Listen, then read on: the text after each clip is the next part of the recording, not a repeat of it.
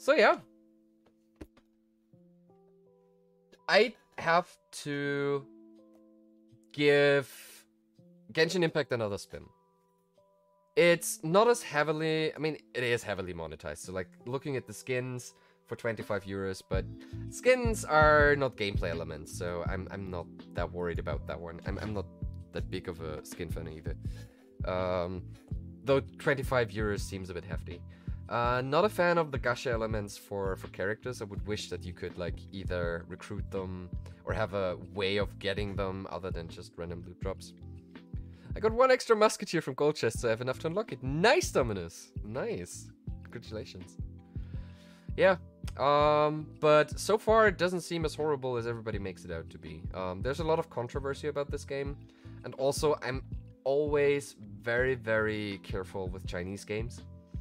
The whole political thing and so.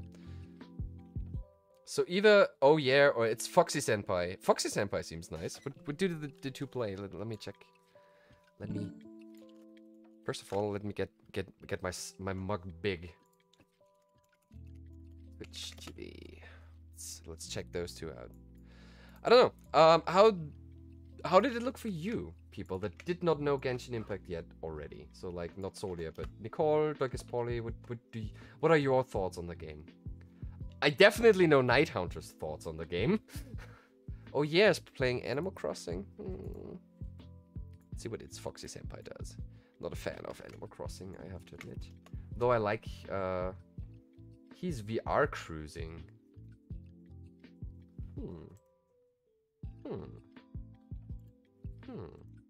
I think we're taking its Foxy Senpai. Seems so bad. Not my type of game. Yeah, I'm not sure. I'm not sure what to think of it. It did look interesting, but it lost me with being open world and free to play with paying for stuff. Like I said, so far monetization seems to be alright. I mean, free to play games, the money has to come from somewhere. The question is always, how fair are the things implemented? How predatory are they? How convoluted are they? And we immediately saw after opening the shop that we have 3, 4, 5 different resources that map onto each other, and these kinds of designs are only there for the player to, once he invests something into the system, to lose track of what is worth something. So usually what you see in very predatory, I prefer to buy a game. Sure. That's fine too, but a lot of people can't afford $60, $70 games or Euro games.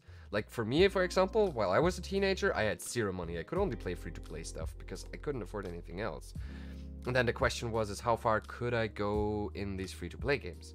There are some free-to-play models that I can support, whereas I put in the money up to a certain point that seems valuable to me, and that's it. There's like, I put in money in League of Legends because it's a good game, and at least when you buy stuff, you get the stuff. I bought a lot of platin in Warframe because I like to support the game and I like how the game operates. But even then, you buy, you get what you want. And that doesn't seem to be the case in Genshin Impact. So if you're okay with not getting what you want, even with money, might be a fine game, but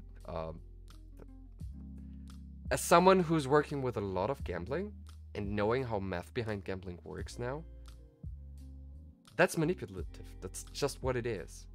You want to the player to, you want to get your player to spend for the very first time, because if you're spending one time on a game, the likelihood of you spending money a second time gets incredibly more increased because you're already invested in it.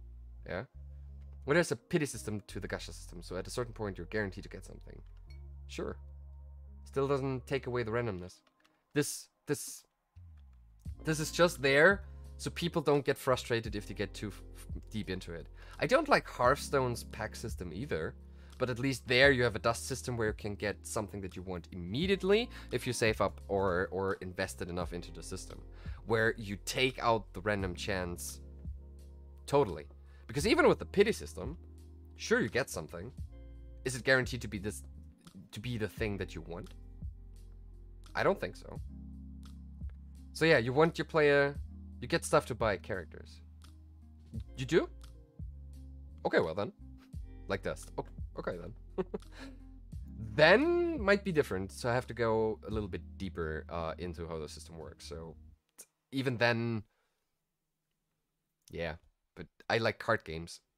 We did have a rant on Wednesday why I don't like the TCG and CCG model, why I don't like the distribution ways of Magic the Gathering at the moment, and why I think stuff like living card games, where you get the things that you need without random chance, feels far more inclusive. But Masterless Dark Glitter can be used to purchase certain 4-stars, which rotate every month.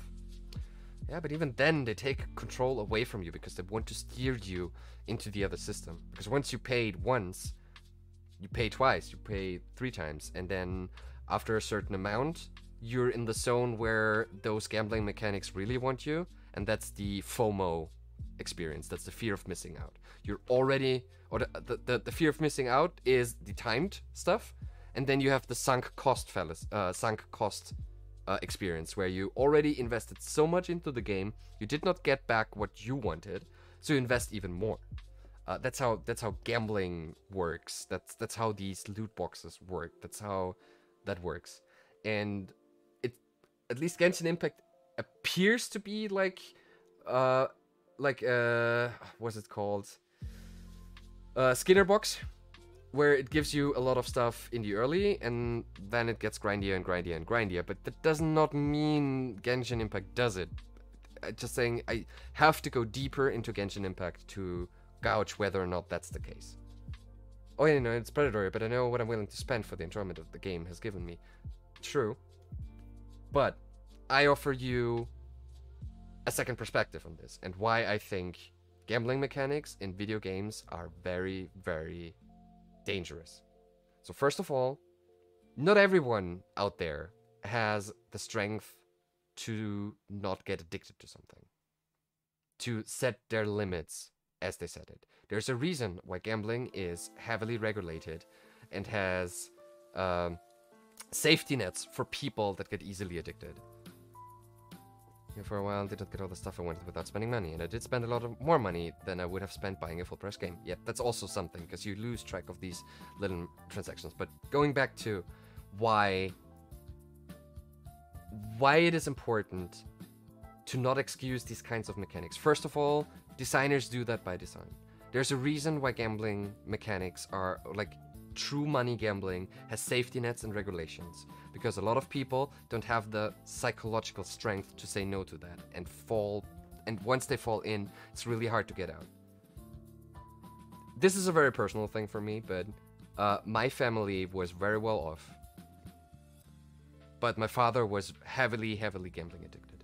We lost our house, we lost everything, my parents divorced, and he, as far as I know, still has debt that he needs to pay off. And that shit happens. The second thing is, what is even more problematic for me is, what's the age rating of Genshin Impact? Let's check in. Age rating, Genshin Impact. The age rating is, I think, PG-13? Maybe. It's, at least in Europe, it's PEGI 12. So, from 12 years on out, it is legal for a kid to play this game. A kid that is still in the mental development. I mean, 12 years old is not that bad, but don't be kidding us. If a 10-year-old or a 9-year-old wants to play the game because it's cool and friends play it, they will, because parents don't care.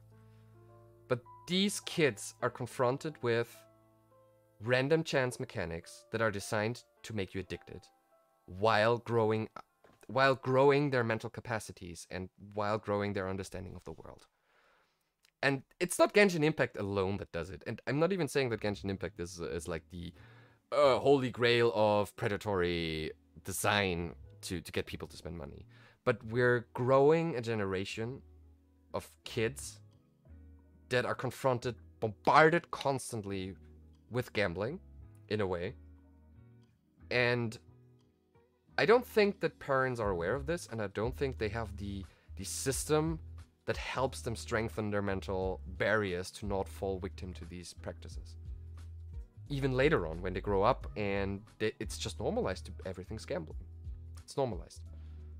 And that's what I think is really, really bad. It's worse in the mobile game market, where there is specific games meant to target kids that are heavily emphasizing the gambling part. And I always tell every parent that they should be very, very, very aware of what their kid is playing. It's in FIFA. It's not gonna get better with EA, that's for sure. It's in Genshin Impact. It's name me one game that does not have loot boxes. Overwatch now. Fortnite has loot boxes and gambling mechanics. So that's the part where I say,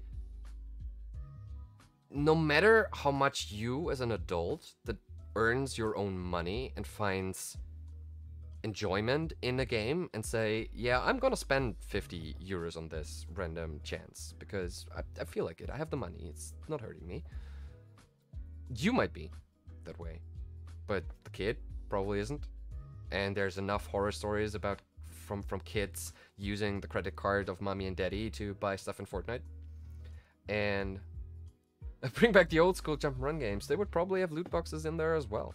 It is just a form of monetization that works because it's not regulated and because it's not pushed back enough. And I mean, EA was so close to getting it to getting it banned.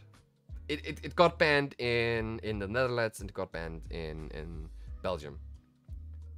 But yeah. What I'm saying is, you gotta be careful. You as an adult, you might be fine. You might resist the urges. You might be playing Genshin Impact for 100 hours without ever spending a dime, with being totally okay that you're not getting the characters or equipment that you need or want. But you're not the target demographic. The target demographic are the people that cannot resist it. It is 90% of revenue of free-to-play games come from 10% of the player base. And that's the same in gambling.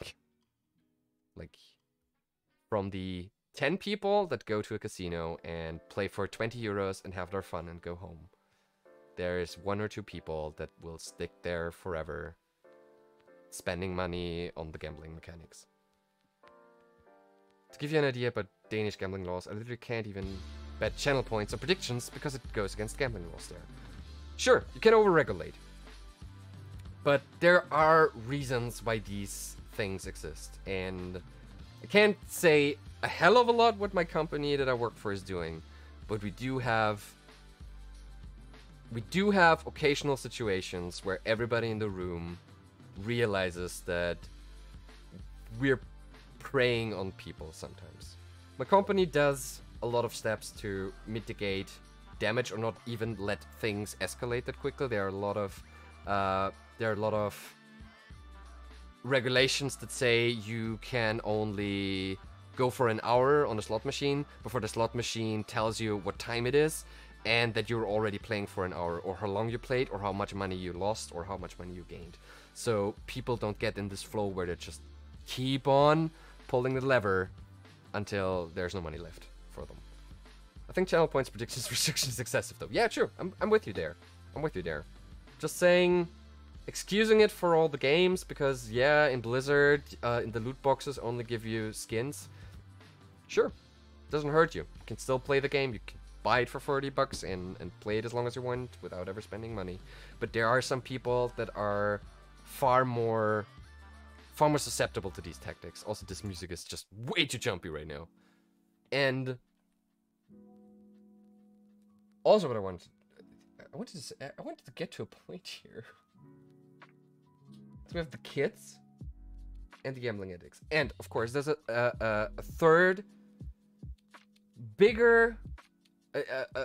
group of people that are growing in number that seek solace in video games. And those are former gambling addicts. They still have to have something to take off their mind, because addiction is something that you fight constantly. It's not like it goes away and then you're fine. Sometimes that's the case, but usually not getting back into your addiction cycle is a constant fight. It's like every time an ex-alcoholic gets confronted with alcohol, he has to say no. He has to actively make an effort to not get back in there, because every beer could be the trip back. I'm pretty sure I dumped about 1,000 euros in mentioned free-to-play game. Sure. If I took a look at what there's like, every company has to give you like all the data that they have on you in the European Union. So you can write Riot and get a list of everything you bought, how much transactions you have. I did that for Blizzard, for example. There's plenty of things where gaming can distract you, whether it be from addiction or mental disorder. Yes. But those people are also more susceptible to getting preyed on by these kinds of mechanics. And there are a lot of stories of people that found solace and distraction in just playing video games, single-player video games, and then they start with this addiction cycle again. I mean, MMORPGs are addicting. We already know that. There was like a huge spike in video game addiction when World of Warcraft came out, because people just didn't have a healthy way of interacting with it. But World of Warcraft, all things considered, not that predatory of a designed game. And now we have games that are actually taking advantage of these situations. And that's something that we should be careful of, and should be aware of, and should be critical of.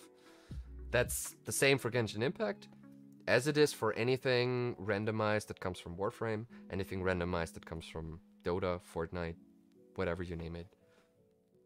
I use gaming to distract myself from depression and anxiety. Sure. I totally get that. I just want to be... You can like a game that has predatory mechanics. You might not even spend money on it, because a lot of people now in the chat said that they didn't. Nicole said that she did. She fell prey to these tactics and lost a lot of money. Whether or not the 1,000 euros were worth it for her, that's for her to decide. Sure. But what about someone who cannot actively fight these urges and doesn't have the 1,000 euro? Yeah, not really. Sure. In the end, that's what can happen. But so far for me, Genshin Impact is a well-made game. You gotta give it that. Whether or not you like the anime style, that's for you to decide as well. But I think the world is gorgeous, the music's great, sound design's great, the combat feels very flowy and engaging. Open world design, I'm not a big fan of it, but from what I see, well, that's good. I'd like to explore this world some more. I probably never finish the story, because that's just... Open world games lose me at some point. But it is well made. But still, gotta be careful of the other things. Oh, I totally get your point. I'm just saying that what I've spent has been worth it to me for how much Genshin has helped me not to suffer. Sure. Again, that's for you to decide how much you want to put in there. Yeah? But wouldn't you enjoy Genshin Impact more if all the money that you spend on it, you could immediately spend on the things that you want, instead of hoping that you get them? That's my question. People always see the end product and say, well, the game's not so bad.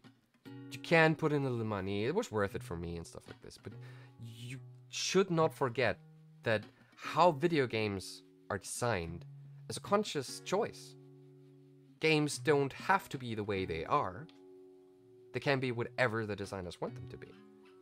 And now, I'm not pretty sure if a character-focused, explorative game gets better by having those characters locked away by random chance. But that's just my opinion. It was more like I had the feeling I need to collect these things, and I needed to spend the money to get the things. Yes, that's you're already invested. You said, yeah, you already spent that whole bunch of money, so why not spend more? To get what you want, and depending on what triggers the game places in you, that can get addicting, and then you just don't have a choice, and that's really hard. I mean, if you tell somebody I'm a gambling addict, they would probably think you're not of a strong will, but at least that's something that is taken seriously. If you say you're addicted to a video game, that's a bit harder for like older generations to grasp. Younger generations, I think, are more understanding of this. Well, when I spent money, I knew I'd get what I wanted because of the 50-50 system that Genshin Event Wishes has. I don't know about them. But even then, I don't know. It's like comparing a living card game like Netrunner to a trading card game like Magic. Both fun in their very own way. Let's even assume they're both the same kind of game. Netrunner's card distribution works as follows. You get a base set. The base set always has the same list of cards. And every new card is released in playsets. So like you buy a 15 euros, 60 card expansion set that always has the same 15 cards ready to be played. And you don't have to buy everything, because you don't need every card to play the decks that you want. You don't have to have a whole collection unless that's what you want. Yeah, right? To be competitive, you only need certain cards. So you can buy the packs that you want, and you always get them. But in Magic, there's a card in a set that you like. You splurge and pay 200 euros to get a display. You might get the card. It's not guaranteed. And if you go online and the card is rare, the 200 euros might get your playset, but then doesn't get you anything else. There's pros and cons to both experiences. People like the drafting aspect of Magic the Gathering, where the randomness is the core of the experience that they seek. But for Constructed, where you create your deck to be the best possible thing, might be something like Netrunner's living card game distribution, where you just buy the cards immediately, might be a better experience for you. Well, Genshin wishes have 90 wishes, equals guaranteed 5-star, and Event Wish has it so that when you get a 5-star, there's a 50-50 chance you'll get the event 5-star, or you get one of the normal wish 5-stars. And once you fail that 50-50, the next 5 stars from an event wish will be guaranteed to be the 5-star from the event. And I'd already failed my 50-50, so I knew I would be guaranteed if I spent money. Sure. Okay. It's a bit of a convoluted system, so like, you know, there's a lot of math involved. And I guess if you calculate it all down and get the chance of what you want, you're still not left with 100%. It's a very unique case that you have. Of course, it's curated randomness, which is better than true randomness, maybe. But still, I mean, it depends on how much money you paid for it, I would assume. Right now. Yes. Oh, that's a good rambling. So yeah, those are my thoughts on predatory mechanics, on gambling mechanics, on random chance mechanics in games. And I just urge you, please be careful and look out for people that might be easily swayed by those mechanics.